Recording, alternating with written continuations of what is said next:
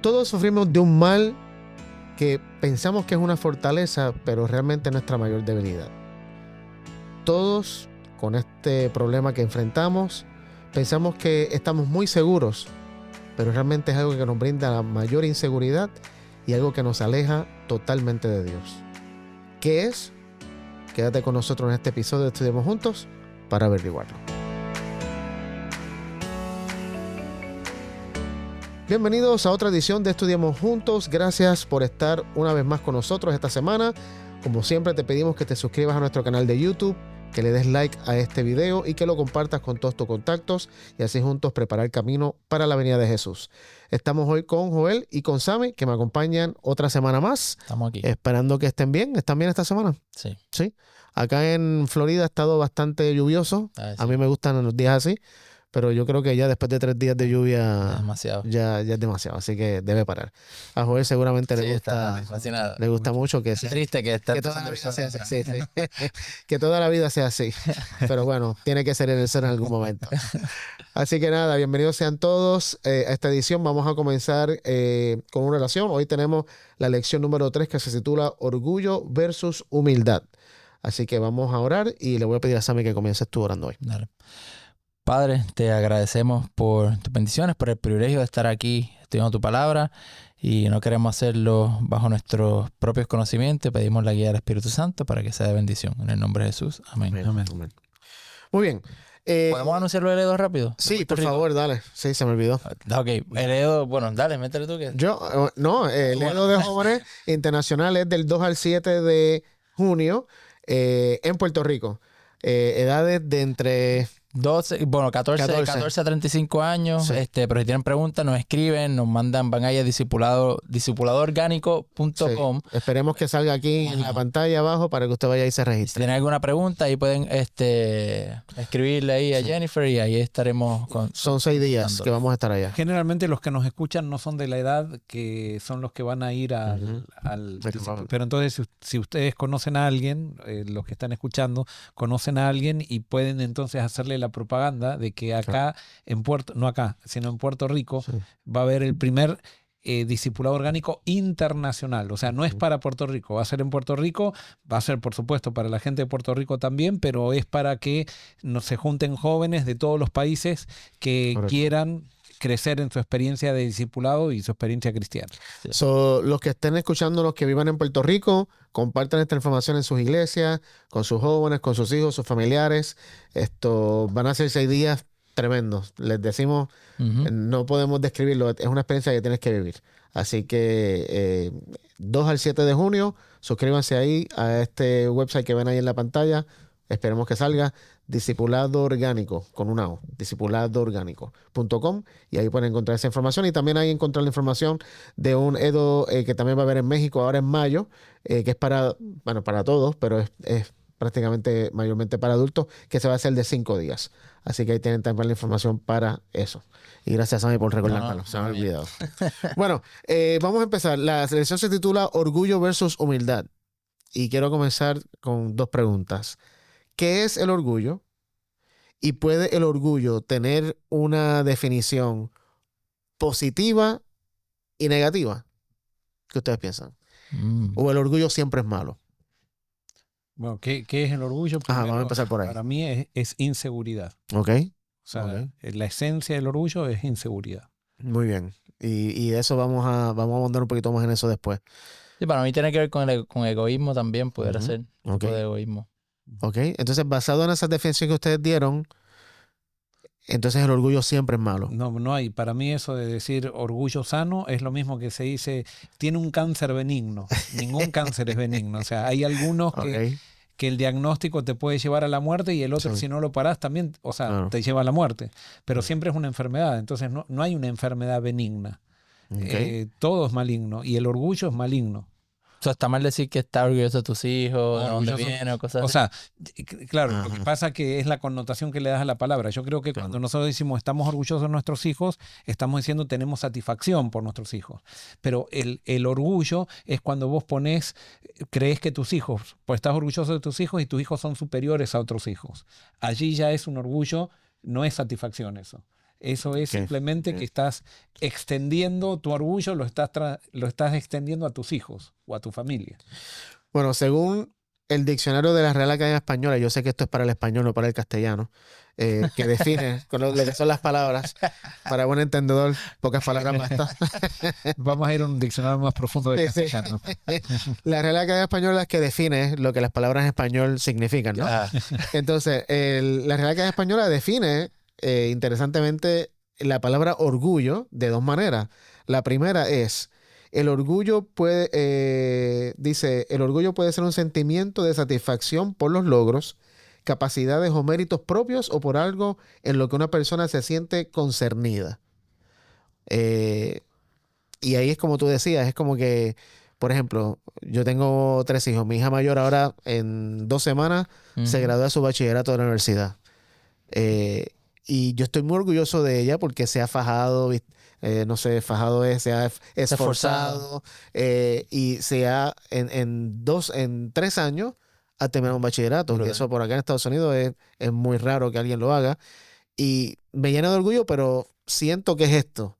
Satisfacción, tal vez es gramática, ¿no? Es satisfacción, estoy muy satisfecho, pero decimos, coloquialmente, qué orgulloso estoy. O si alguien, no sé, un equipo de deporte que tú sigues mucho, logró una victoria, qué orgulloso estoy de ese equipo, o nuestro país, que representa algo, qué orgulloso estoy de mi país, ¿no? Se usa la palabra orgullo. El diccionario de la Real Academia Española también lo define como algo, dice, el orgullo también puede ser, perdón, arrogancia, vanidad, exceso de estimación propia, que suele conllevar sentimiento de superioridad. Y obviamente esto es a propósito, ¿no? Porque humanamente a veces usamos palabras con definiciones que son así, que le hemos dado, que tal vez no son las reales. Pero la pregunta que ahora quiero hacer es, ¿la Biblia define el orgullo como algo así positivo y algo negativo? Y yo creo que la respuesta es no.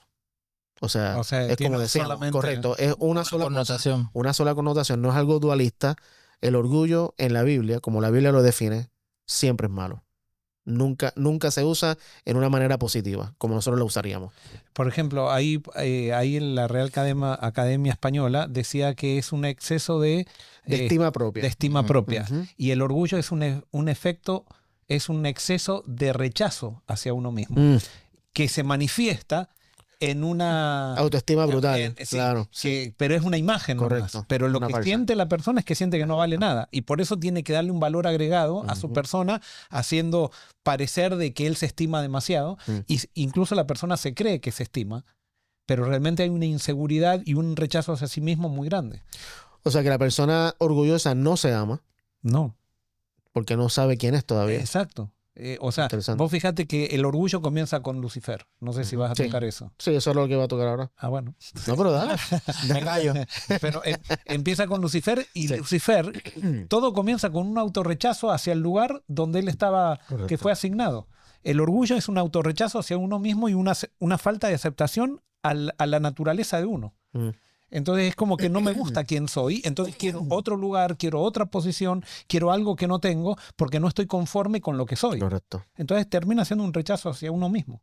Y eso, fíjate, normalmente cuando uno lee vamos a leerlo un momentito, vamos a Ezequiel 28. Normalmente uno lo lee y a simple vista como que uno no capta que esa es la realidad de lo que está describiendo Ezequiel, y después lo menciona Isaías. Ezequiel 28, versículos 12 al 17. ¿Quién lo lee? Dice: Hijo de hombre, entona lamentaciones sobre el rey de Tiro y dile: así ha dicho Jehová el Señor. Tú eras el sello de la perfección, lleno de sabiduría y de acabada hermosura. En Edén, en el huerto de Dios estuviste. De toda piedra preciosa era tu vestidura, de cornalina, topacio, jaspe, crisólito, berilo y ónice, de zafiro, carbunclo, esmeralda y oro. Los primores de tus tamboriles y flautas fueron preparados para ti en el día de tu creación. Tú, querubín grande, protector, yo te puse en el santo monte de Dios, allí estuviste, y en medio de las piedras de fuego te paseabas. Perfecto eras en todos tus caminos desde el día que fuiste creado hasta que se halló en ti maldad. A causa de tu intenso trato comercial, te llenaste de iniquidad y pecaste, por lo cual yo te eché del monte de Dios y te arrojé entre las piedras del fuego, querubín protector. Se enalteció tu corazón a causa de tu hermosura, corrompiste tu sabiduría a causa de tu esplendor. Yo te arrojaré por tierra y delante de los reyes te pondré por espectáculo. Muy bien. Fíjate, en mi versión, el versículo 17 dice, tu corazón se llenó de orgullo debido a tu gran belleza. Lo que me llama la atención de esta descripción es que Lucifer era de los ángeles el más excelso. De todas las criaturas. De todas las criaturas. Bueno, sí. Ajá. Y el orgullo, que realmente es un misterio porque no sabemos cómo surge en su corazón, no se quiso conformar con eso. O sea, se empezó a comparar, que es parte de lo que el orgullo hace. El orgullo nos hace comparar, eso lo vamos a ver más adelante. El orgullo nos hace comparar con otros porque no estamos satisfechos con quienes somos. Entonces empezamos a buscar otras personas a las que queremos parecernos. Cuando en realidad, cuando lo analiza, siguiendo el ejemplo de Satanás, Dios nos hizo únicos. No hay nadie como nosotros. Nosotros somos únicos en el mundo. Somos literalmente la última Coca-Cola del desierto, porque no hay nadie como nosotros. Pero eso al corazón orgulloso no le basta. No, yo no quiero ser como los demás. Y comenzamos a compararnos. Y eso fue lo que hizo Lucifer. Comenzó a comparar. En vez de y no es que se mirara a sí mismo, pero en vez de aceptar la hermosura que Dios le había dado, quiso tener no solamente hermosura, pero ahora en Isaías también quería tener poder. El lugar de Dios. El lugar de Dios. No, y yo creo que también tiene que ver no solamente, aunque sí, obviamente tiene mucho que ver con eso, que se ve que no, o sea, que se siente incómodo por lo que no tiene, pero creo que también cuando uno ve lo que uno tiene, eso nos puede llevar también a más orgullo cuando no entendemos de dónde proviene. So, por ejemplo, tener cosas o tener ciertos talentos o dones que Dios te da o cualquier cosa que tenga, te puede llevar al orgullo. Sí. Y yo creo que si no lo entiendes de dónde viene y no entiendes que a veces tiene algo y de repente se te puede ir por lo menos en este mundo de pecado, ¿verdad? Y entonces yo creo que eso también es un peligro. No solamente es como que uno se vea, no sirvo para nada, pues entonces tengo que tratar de imitar a los demás, sino también creo que literalmente hay personas que se sienten, ven a alguien hablando, yo lo puedo hacer mejor que él. Yo lo hago mejor. Pero eso está basado en en la inseguridad, claro. Un complejo. Claro. Pero no es porque no se ven tampoco, porque hay gente también que es insegura y no actúa de esa manera. Al contrario, es como que se retraen. Entonces hay gente que literalmente dicen, pero es que yo lo hago mejor y se creen realmente que lo hacen mejor. Y es posible que tenga algún tipo de talento mayor en cierto aspecto, pero creo que también que eso es lo que estaba entre ella era él tenía, tú sabes, era el mejor de todas las criaturas. Y creo que eso también puede ser un peligro. Yo creo que el orgullo es el rechazo del amor. Se genera cuando rechazo el amor. Y yo cuando rechazo el amor corto una relación. Y cuando corto una relación es lo que me hace sentir inseguro. O sea, son las relaciones las que nos dan seguridad en la vida. O sea, Dios nos creó en relación con Él. Por ejemplo, un hijo que los padres, que sienten el amor de los padres porque tienen una buena relación con los padres, va a ser un hijo humilde. Va a ser una persona estable, va a ser una persona que sabe escuchar, va a ser una persona que no quiere imponerse. Somos los que no tenemos seguridad de que hemos sido amados o de que somos amados, que no nos conformamos y queremos ese vacío que se genera dentro de nosotros, queremos llenarlo con algo que no es una relación con Dios. Y por eso todos nacemos orgullosos, porque todos nacemos desconectados de alguna manera con Dios. Y entonces, de acuerdo a cómo llenamos ese vacío, surge la seguridad. Una seguridad aparente, porque hay una seguridad falsa. Que yo, por ejemplo, nazco con un vacío. Entonces digo, ese vacío lo voy a llenar con cosas materiales. Mientras no tengo las cosas materiales, me siento que no soy nadie. Pero cuando empiezo a tener las cosas materiales y a llenar ese vacío, me da una falsa seguridad y pienso que por esas cosas materiales que tengo soy mejor que aquel que no tiene esas cosas materiales. O desarrollar talentos. Pienso que porque tengo talentos estoy llenando ese vacío que tengo con mis talentos. Al final lo que me hace rechazar el amor es ponerme a mí en el centro e intentar llenar el vacío no con una relación con Dios, sino llenar ese vacío con algo que yo tengo, que algo que logro, con algo que está en mi control. Y eso termina siendo al final, se manifiesta de diferentes maneras. En una persona se puede manifestar como alguien que está en un rincón y viéndose tan abajo que siente que ya no tiene oportunidad de competir con el otro. Y después están los otros que han podido lograr llenar ese vacío con un montón de logros y eso, y entonces se sienten que tienen capacidad de luchar con todo el mundo, competir con todo el mundo y quitarle el puesto a todo el mundo para ellos ser el centro. Y de hecho, entonces también ahí viene el caso que no solamente que personas así que, como estás diciendo, ¿verdad? Que rechazan, no tienen esa seguridad de amor en la casa, pero también puede haber que tienen seguridad de amor, pero quizás los papás también le están alimentando el ego también, en el sentido de que hay veces que es como que no, tú lo puedes, porque tiene el segundo lugar. Pero Se supone que eso no es amor. No es amor, claro, pero puede ser que se disfraza de amor, que no simplemente un Por ejemplo, rechazo. El padre, y ahora entramos, pero el padre que dice, ¿cómo no saliste primero? ¿Cómo? Lo que el padre le está diciendo a él, yo no te voy a aceptar hasta que salgas primero. Claro. Entonces ese chico no tuvo nunca amor. O sea, siempre se tuvo un amor condicional a que tenía que lograr cosas y si no el padre no lo amaba. Ahora aquí viene una pregunta entonces. ¿Lucifer no recibió amor? Correcto. Lo rechazó. Ahí exacto, está. exacto. O sea, no fue que no. O sea, Lucifer llegó un momento que dijo, no quiero eso, y ese es el misterio. ¿Por qué no quiso el amor?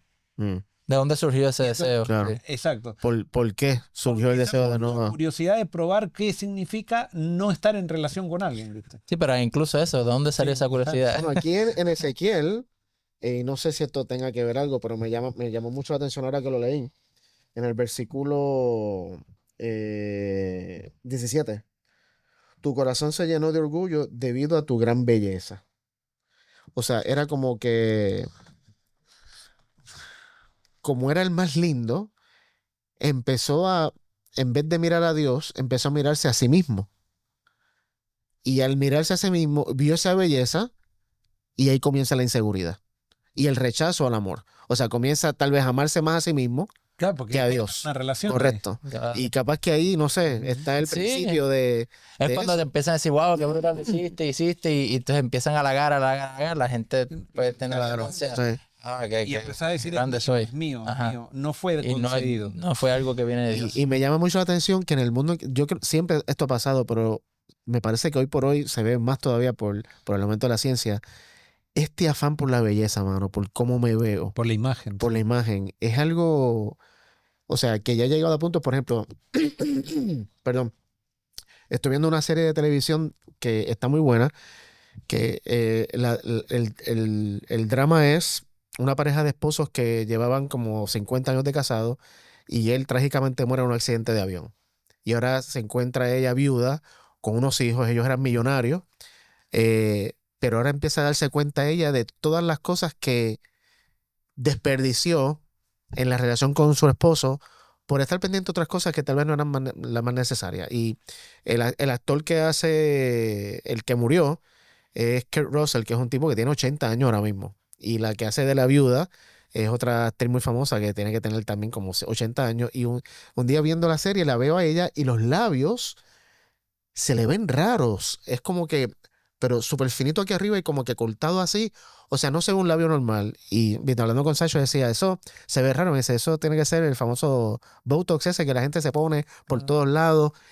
Porque hay un deseo de no envejecer feo. Ahora, la pregunta es, ¿quién define qué es feo? ¿Y quién define lo que es lindo? Y vivimos ese afán por lo que dicta un grupo de que es lindo, yo quiero parecerme a eso. Y lo que dicta un grupo que es feo, yo no quiero parecerme a eso. Lo que pasa y nos da inseguridad. El mundo se mueve por orgullo y entonces la persona insegura forma elites, que eso les da seguridad, ser parte de una elite a la cual no todos tienen acceso, porque en lo que no es reino de Dios, vos sos feliz dándole envidia al otro. O sea, cuando vos tenés algo que el otro no tiene, te sentís como satisfecho. No sos feliz, o sea, claro. pero te sentís satisfecho como diciendo, soy privilegiado. Porque nadie se va a comprar, por ejemplo, nadie se compra, tenés 3.000 millones de dólares y no te vas a comprar, no sé, un Ford Focus. Perdonen el Ford, los que tienen un Ford Focus. No te vas a comprar. Y no es porque, ¿por qué no te lo compras? Porque todo el mundo lo puede tener. Entonces vos te vas a comprar aquello que nadie puede tener, cosa que cuando esa gente te mira, te envidie.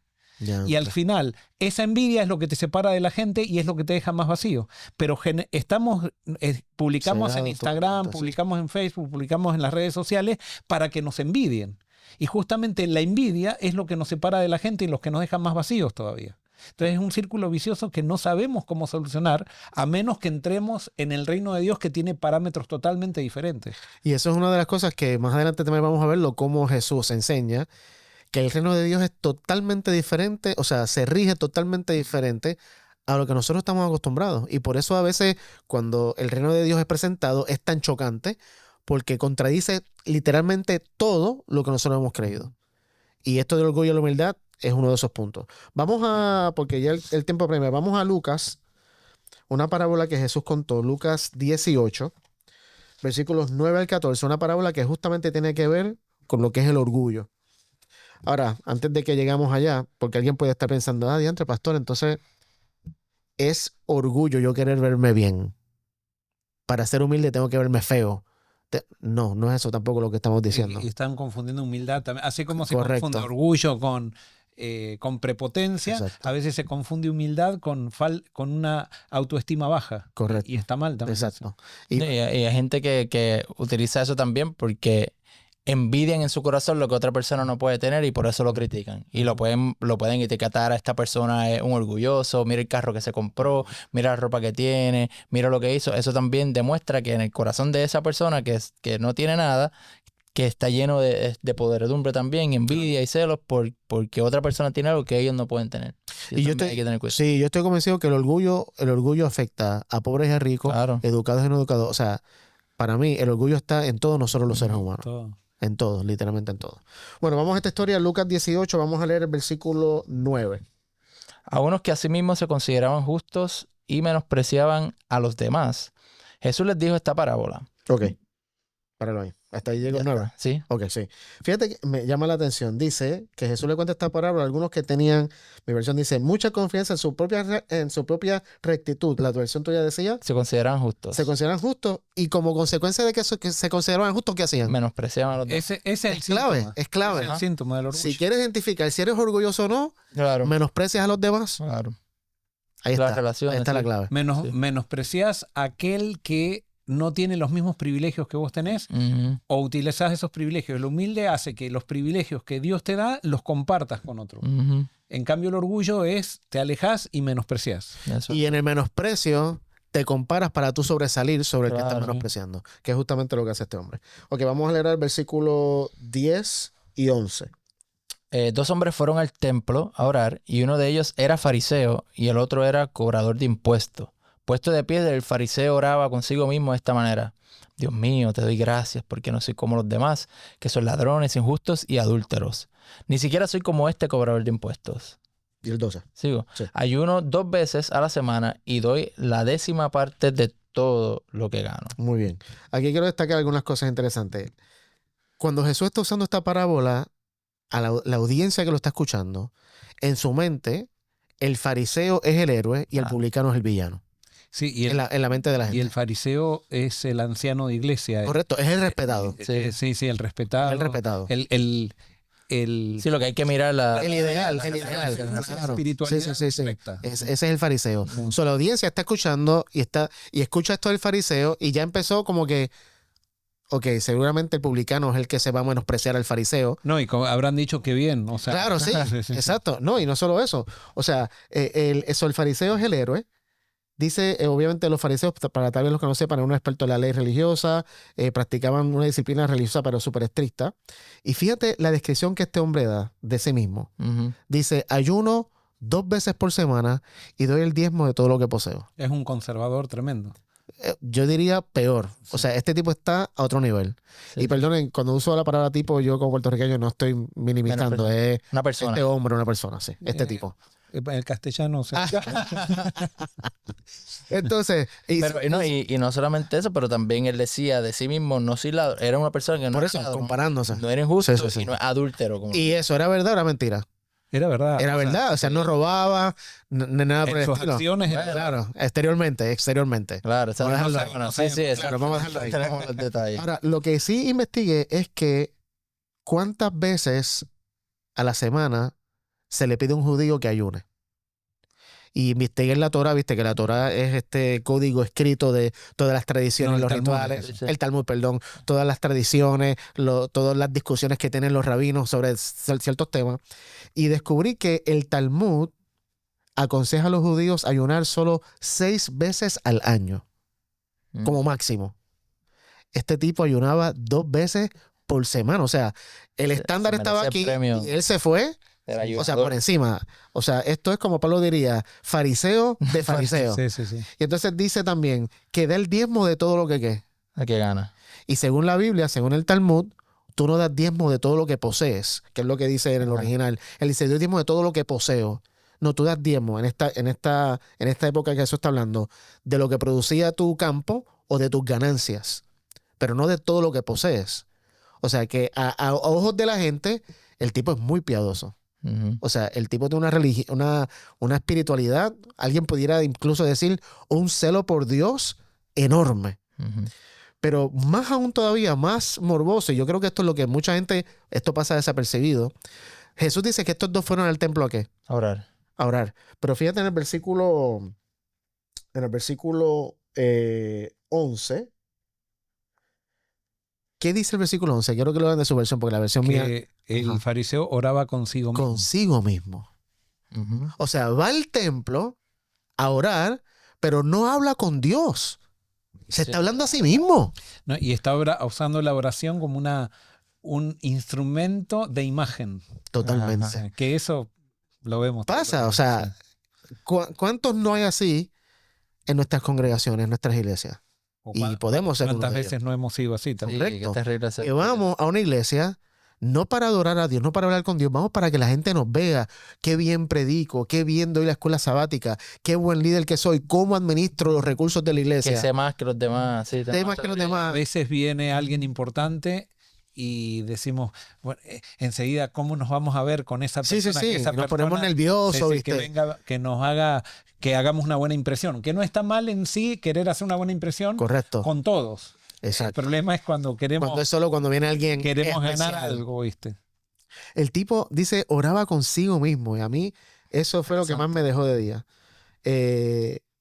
Y yo escribí acá algo, dice, toda la oración de este tipo que él hace, porque fíjate, la oración dice, como tú decías, Sammy, no soy como este publicano, ayuno 2 veces a la semana, doy el diezmo, no soy como los pecadores adúlteros, para nada, no soy como ellos, no soy como este cobrador de impuestos, o sea, está mirándole y dice, como este que está aquí en los míos. Toda la oración de él es una comparación de lo bueno que él es versus lo malo que son los demás. Y eso para mí es una característica del orgullo. Si tú quieres hacer una lista, ¿seré yo orgulloso? Analiza eso. Menosprecio a las demás personas, me comparo con ellos y los minimizo para yo sobresalir. Entonces, vamos al publicano. Versículo 13 al 14.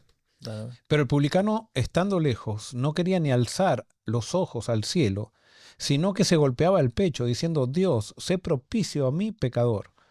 Os digo que este descendió a su casa justificado antes que el otro, porque cualquiera que se enaltece será humillado, y el que se humilla será enaltecido. Yo imagino que con Jesús terminó de contar esta parábola, la gente se quedó, pero de día, pero más día que nosotros. Y decía, ¿cómo es posible que un publicano no solamente es mejor que el fariseo, pero dice que se fue justificado? O sea, los dos fueron al templo. Uno se fue igual como llegó y el otro se fue justificado. Y se autodenominó, ¿cómo se dice? Label, ¿cómo se dice?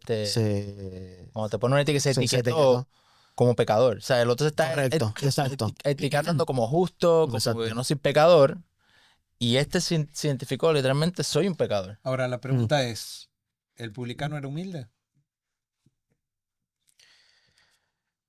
Bueno, según esta historia, yo siento que Jesús estaba marcando una diferencia entre el fariseo, que evidentemente era orgulloso, y el publicano. Sí, ahora, yo no creo que Jesús estaba enseñando que el publicano era humilde, sino lo que Jesús estaba enseñando era que el publicano había entrado en una crisis, y esa crisis lo llevó a reconocer que necesitaba ayuda. Okay. Por eso estaba en el templo. Porque posiblemente el publicano, si hubiera estado en un grupo de publicanos en su pasado y venía un fariseo, decía el fanático hubiera tenido la misma actitud, pero él estaba en la iglesia en un lugar que no era común para él, no era algo que estaba acostumbrado a ir, y venía reconociendo de que había un problema en su vida. Y eso lo podemos saber porque los publicanos eran odiados por los judíos. Correcto. Entonces está dispuesto a pasar barreras para llegar a alguien y buscar a Dios, o sea, ver dónde está Dios para que solucione su problema. O sea, yo creo que nosotros no podemos nunca ser humildes en este mundo. Lo que podemos es ser conscientes de nuestro orgullo. Y cuando somos conscientes de nuestro orgullo, tenemos dos alternativas: o justificar eso o entregárselo a Dios. Ahora, ¿será que las crisis nos ayudan a ser humildes? Claro.